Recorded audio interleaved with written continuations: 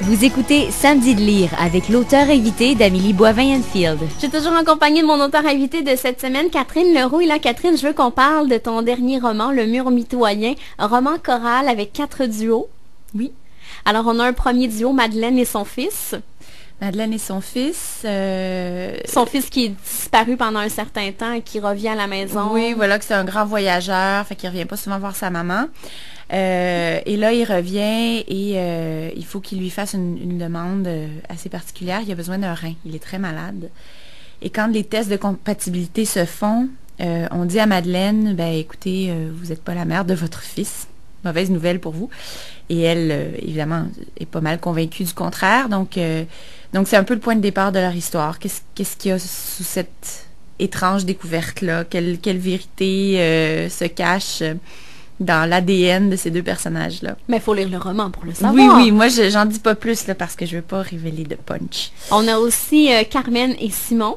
Carmen et Simon, qu'on rencontre quand ils sont sur le lit de mort de leur mère, qui n'a pas été une mère conventionnelle et même adéquate.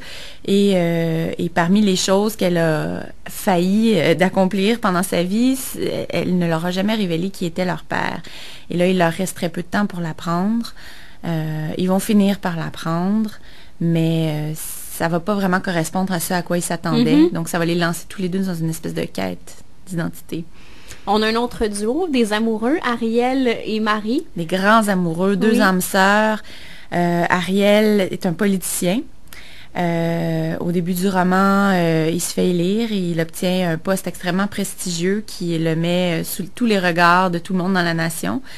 Et au milieu du roman, il apprend, et nous apprenons avec lui, un grand secret le concernant, qui va un peu chambouler, c'est le moins qu'on puisse dire, pas seulement sa carrière, mais aussi sa vie au complet et la vie de Marie, sa femme.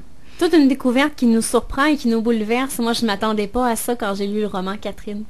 Et on a aussi les deux sœurs, qui sont comme le petit fil qui relie toutes ces histoires-là dans le roman. C'est ça, les deux petites filles qui partent en promenade. Puis c'est une promenade qui va changer leur vie.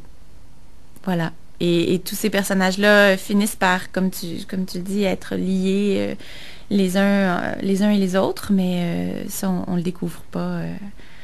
On le découvre pas avant la fin, finalement.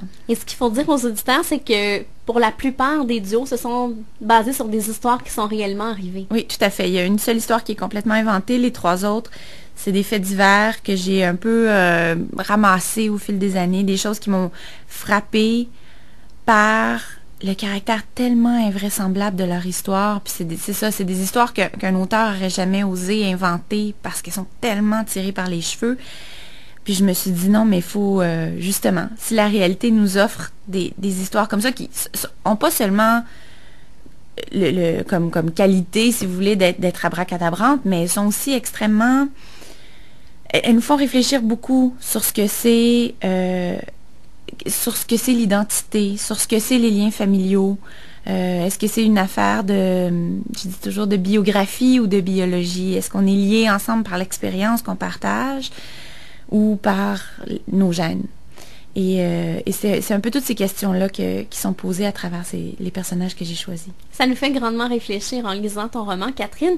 Et je me demanderais, au niveau de la structure du roman, est-ce que dès le départ, c'était défini comme ça que tu voulais faire ça? Parce que les duos, dans le fond, on les retrouve, les histoires, à 2 moments à peu près dans le livre, sauf pour les 2 petites sœurs où on retrouve quelquefois plus souvent dans le roman. Là. Oui, c'est ça. Je voulais... en fait, parce que La Marche en forêt avait une structure tellement échevelée, je m'étais dit, bon là, je vais essayer, je vais encore avoir beaucoup de personnages, mais je vais essayer de structurer ça un peu plus. Puis parce que c'est beaucoup des histoires de binômes, 2 personnes, oui, c'est ça, des binômes, c'est la façon de le dire, de couples de toutes sortes, de frères, de sœurs. Je m'étais dit qu'une structure un peu symétrique, ça serait intéressant. Donc c'est ça, chaque histoire est divisée en 2. Et il y a comme une espèce de coupure au milieu du roman. C'est la structure à laquelle j'ai pensé, puis ça me permettait aussi de laisser des suspens s'installer pour toutes les histoires, puis de laisser le lecteur un peu en suspens lui-même, là, en attente, puis que lui fasse un peu un travail de reconstruction dans sa tête. J'aime beaucoup ça, moi, quand j'écris, me dire que je donne pas toutes les clés au lecteur, puis qu'il y a une partie du travail narratif qui revient au lecteur, c'est ça. J'aime pas, moi, quand un roman me donne tout cuit dans la bouche, puis je sais que l'idée qu'on a, c'est que mais il faut pas que ça soit trop difficile à lire, sinon les gens vont se décourager, puis c'est tellement pas vrai. Moi, il y a personne qui est venu me voir en me disant « Je me suis découragée parce que ton livre était trop compliqué. » Jamais. Je pense que les gens sont de bien meilleurs lecteurs que ce qu'on veut bien le croire. Puis, en tout cas, jusqu'à date, j'ai pas l'impression d'avoir fait fausse route parce que les gens me suivent quand même. Et je me souviens, Catherine, qu'à quelques reprises, tu m'avais dit qu'écrire ce deuxième roman-là avait été beaucoup plus difficile que le premier. Oui. Mais l'accueil a été vraiment exceptionnel pour le Mur mitoyen. Oui. T'es finaliste dans plein de catégories, dont le prix France-Québec. Oui. Oui, je pense que le processus d'écriture a peut-être pas grand-chose à voir finalement avec la façon dont le livre est reçu, tu sais. Ou avec le résultat final. Pour moi, ça a été difficile pour plusieurs raisons, parce que c'était le deuxième, parce que je m'étais mis une certaine pression, puisque déjà La Marche en forêt avait été bien reçue, puis je voulais faire mieux encore. Mais aussi parce que de travailler avec des personnages réels, même si je les connais pas personnellement, ces personnes-là, il y en a certains, comme ceux dont Ariel et Marie sont inspirés, je connais même pas leur nom, parce que ça n'a jamais été divulgué.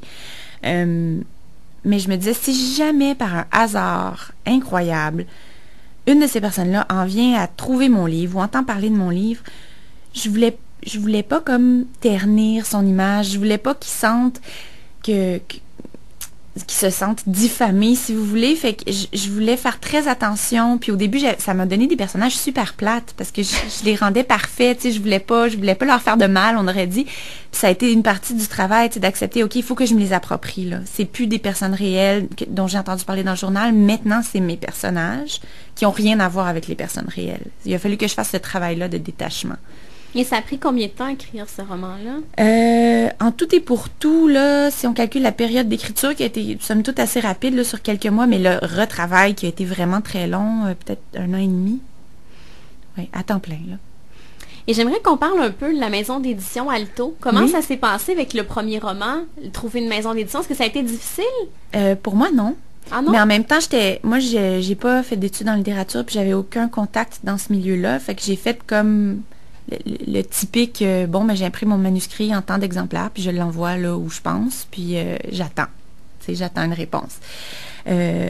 Puis j'ai été agréablement surpris. Moi, je pensais que ça passerait inaperçu. J'avais l'impression que ça prenait un peu des plugs là, pour être lu. Puis pas du tout. J'ai eu 2 réponses dans les premières semaines, dont une des éditions Alto. C'est les petites maisons qui répondent le plus vite. Hein, parce qu'ils ont, oui, parce ils bougent vite. Les grosses maisons, ils ont une grosse structure administrative, puis ils reçoivent plus de manuscrits, forcément. Tu sais, le Boréal, c'est probablement une des maisons les plus convoitées, le MEAC, tout ça. Fait que les réponses des grosses maisons sont arrivées 4 mois plus tard, quand même. Fait qu'Alto a été un des premiers à me répondre, puis je voulais pas attendre pour les autres, les réponses des autres, parce que je trouvais que j'avais eu un très bon contact avec Antoine Tanguay, qui est le directeur, puis il y avait un très, très bel enthousiasme face au livre à un moment où, peut-être que d'autres éditeurs ou même les libraires, on le sait, là, c'est difficile pour tout le monde en ce moment, le livre. Puis il y a beaucoup de gens qui sont assez pessimistes ou inquiets. Puis lui, au contraire, très, très positif. Il me disait, non, tu vas voir, ça va bien marcher, ton livre est bon, puis on va le faire lire à plein de monde. Puis, fait que ça m'avait... cet enthousiasme-là que n'importe qui connaît Antoine Tanguay connaît, là. M'a convaincue, puis j'ai jamais été déçue. C'est un lien important entre l'auteur et l'éditeur. Il faut qu'il y ait vraiment une chimie entre les deux pour que ça fonctionne. Oui, puis c'est ça, cette chimie-là était là aussi. On était très à l'aise dès le début. Puis on s'entend toujours très bien aujourd'hui. Je pense qu'on peut dire qu'on est des amis, là. Comme Alto est une petite maison, mais quand je vais travailler sur mes romans à Québec, je dors chez eux, puis tu sais, sa femme et Antoine m'accueillent, puis quand il a besoin de venir à Montréal pour travailler sur mes manuscrits, il dort sur mon divan, tu sais, c'est vrai, c'est différent, j'imagine, des grosses maisons ou de comment ça se fait dans d'autres pays ou dans d'autres milieux, mais moi, ça me plaît. En fait, pour moi, le mot maison d'édition prend vraiment son sens dans un contexte comme celui-là, tu sais, il y a quelque chose de familial, si on veut, ou en tout cas, Ouais. Et maintenant que tu as accouché du deuxième roman, là, il y a un troisième qui va s'en venir prochainement. Oui. Dans quelques mois, dans quelques années, le manuscrit est pas mal complété, mais il y a encore du travail à faire dessus. Moi, la partie retravail est très importante pour moi, là. Donc c'est ça, c'est encore inspiré d'un fait réel, d'un fait divers. Dont je veux pas parler, là, je suis un peu superstitieuse sur ça. Mais je pense que c'est un fait divers qui est très montréalais, là, donc que peut-être les gens vont reconnaître. Puis à partir duquel je suis partie, puis c'est un peu des portraits de femmes, si je peux le décrire comme ça. Il y aura encore beaucoup de personnages, comme dans chacun de tes romans. Oui. C'est important pour toi qu'il y ait beaucoup de personnages. Oui, je m'ennuie. J'ai déjà essayé d'écrire des romans avec peu de personnages, puis je m'ennuyais. J'ai besoin d'avoir, peut-être parce que c'est tellement solitaire d'écrire un livre, j'ai peut-être besoin de mettre du monde autour de moi, même si c'est du monde fictionnel.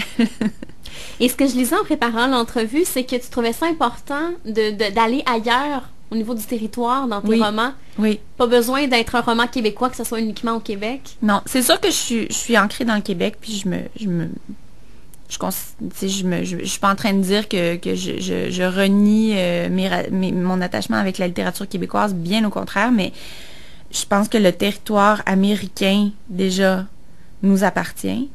Je pense qu'il doit être campé dans nos livres. En fait, ce qui m'énerve le plus, moi, c'est la quantité de romans qui se passent là, vraiment là, dans un quadrilatère très limité dans la ville de Montréal. Là, je trouve c'est pas parce qu'on habite en grande majorité là, les écrivains, qu'il faut se cantonner à ça. Là. Puis c'est aussi, je sais pas, une façon d'ouvrir le roman sur le monde. Pour moi, ça me fait du bien, ça me fait voyager en écrivant, ça me donne de l'air, ça donne de l'air aux personnages, ça donne... Ça fait voyager le lecteur aussi. Oui, ben j'essaie. Mais quand justement tu campes quelque chose dans un endroit, est-ce que c'est toujours des endroits que tu as déjà visités ou non, tu fais avec Internet? Comment tu fonctionnes? Parfois c'est des endroits que j'ai déjà visités. Par exemple, la Californie, le coin de San Francisco, je connais très bien parce que j'y ai habité. Fait que les personnages de Simon et Carmen dans Le Mur mitoyen vivent là, puis là je me suis fait plaisir là, tu sais, j'ai mis les bains sous trou là, je sais pas si tu te souviens, c'est un lieu important de leur histoire à Simon et Carmen, puis c'est un endroit que j'adorais visiter quand j'habitais là.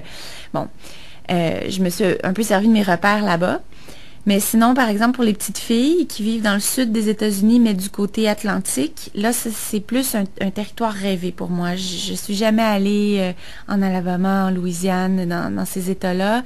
J'aimerais tellement y aller.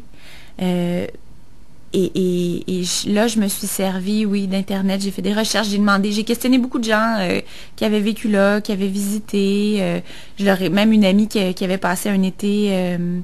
en Géorgie, je lui ai dit, bon, mais est-ce que tu veux lire ça? Puis me dire si tu trouves que ça colle. Puis voilà, mais c'est sûr que là, c'est des lieux inventés. J'ai inventé les rues, j'ai inventé un peu tout. C'est pareil pour les prairies canadiennes, j'y suis jamais allée. Mais encore là, j'ai consulté, puis j'y suis allée aussi avec mon imagination. Je pense que parfois, c'est tout aussi efficace, sinon plus, que d'aller dans un répertoire connu. C'est à la rigueur plus intéressant d'être dans l'imaginaire, puis dans un peu un pays rêvé qu'on s'approprie, puis qu'on essaie de transmettre. Mais Catherine, si tu me permets, on va s'arrêter. Dans les prochains instants, on parle de ton coup de cœur Guyana. Oui.